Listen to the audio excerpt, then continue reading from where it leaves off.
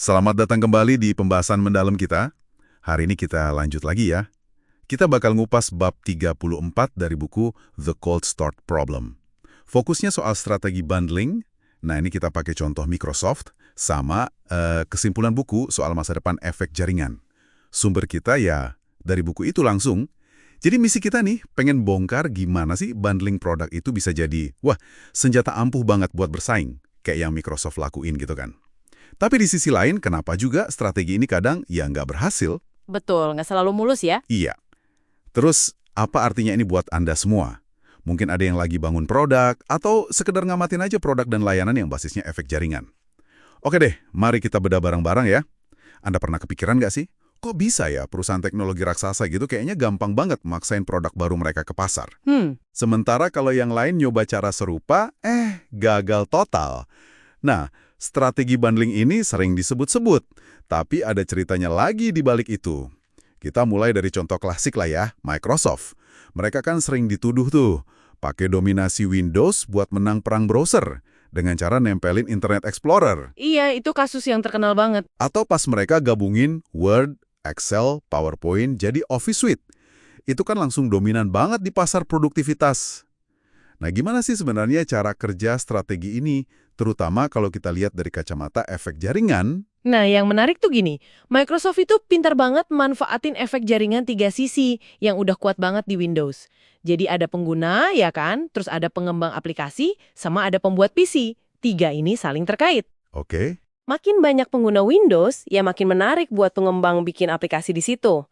Terus, kalau makin banyak aplikasi, ya makin banyak lagi pengguna yang tertarik. Dan pembuat PC, ya mereka ikut aja kan, pasarnya di situ.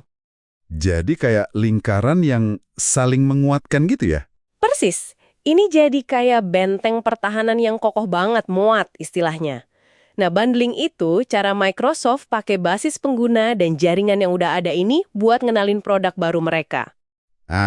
Jadi kayak numpang di keramaian yang udah ada ya? Oke. Tapi, loh, kalau gitu kok bisa Internet Explorer versi awal kan dibundel juga tuh? Malah gagal total lawan Netscape waktu itu.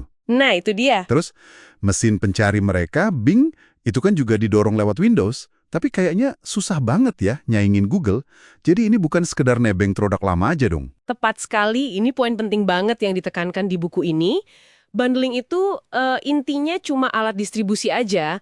Kalau produk yang ditempelin itu sendiri, kayak IS 1.0 waktu itu kualitasnya jelek, atau kalah fitur sama pesaing yang udah ada, Netscape kan waktu itu lagi jaya-jayanya, ya pengguna nggak bakal mau pindah lah, mereka punya pilihan kan.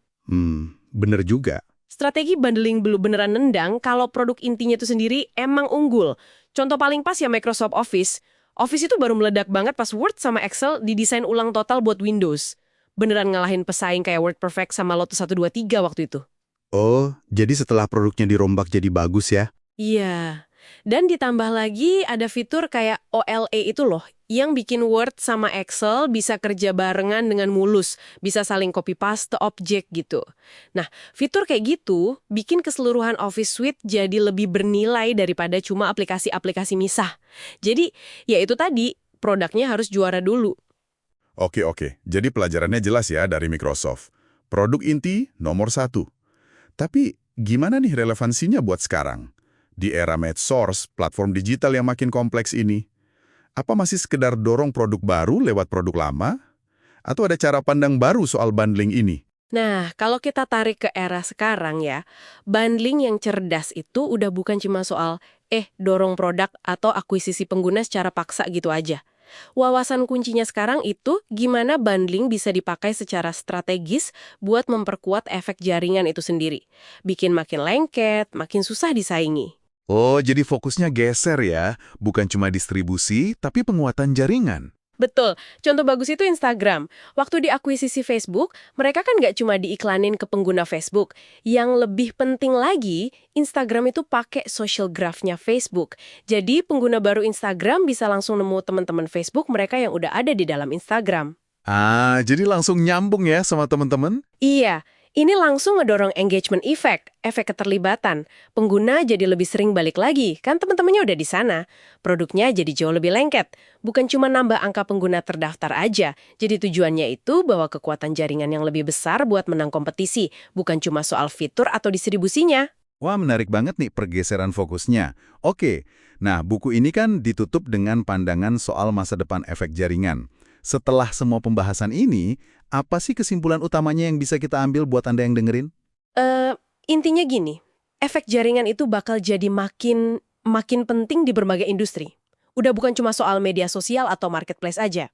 Pengetahuan soal gimana caranya mulai, cold start, numbuhin, terus mempertahankan jaringan ini. Nah, ini kan ilmunya didapat susah payah di perusahaan kayak Uber, Slack, Zoom, ya Microsoft juga. Ilmu ini sekarang mulai nyebar luas. Lewat siapa? Ya, lewat alumni perusahaan-perusahaan itu. Oh, orang-orang yang pernah kerja di sana ya? Iya, mereka bikin startup baru atau bawa ilmu ini ke industri lain yang mungkin belum tersentuh efek jaringan sebelumnya. Nah, mereka-mereka inilah yang kemungkinan besar bakal jadi motor inovasi berikutnya buat produk-produk berjaringan. Bakal mubah lebih banyak lagi sektor ekonomi. Jadi, paham dinamika ini, termasuk strategi cerdas kayak bundling yang bisa memperkuat jaringan, itu jadi krusial banget buat siapa aja mau bersaing ke depannya. Jadi, kalau dirangkum nih ya, bundling itu bisa efektif banget, tapi ada syaratnya. Produk yang dibundle itu harus berkualitas tinggi, harus bisa bersaing dengan sendirinya. Dan yang lebih penting lagi di era sekarang, strateginya harus dirancang buat secara aktif nguatin efek jaringan yang udah ada. Bukan cuma numpang jalur distribusi aja. Oke, ini jadi bawa kita ke pertanyaan penutup yang penting nih buat Anda renungkan. Coba deh perhatikan industri atau produk yang paling Anda ikuti. Gimana strategi bundling atau malah ketiadaan strategi itu lagi ngebentuk persaingan di sana sekarang? Siapa pemain yang menurut Anda berhasil gabungin produk unggulan dan penguatan jaringan secara cerdas? Dan siapa yang mungkin kelihatannya besar, tapi sebenarnya cuma ngandelin kekuatan distribusi aja tanpa fondasi produk atau jaringan yang beneran kokoh? Jawabannya mungkin bisa kasih Anda perspektif baru.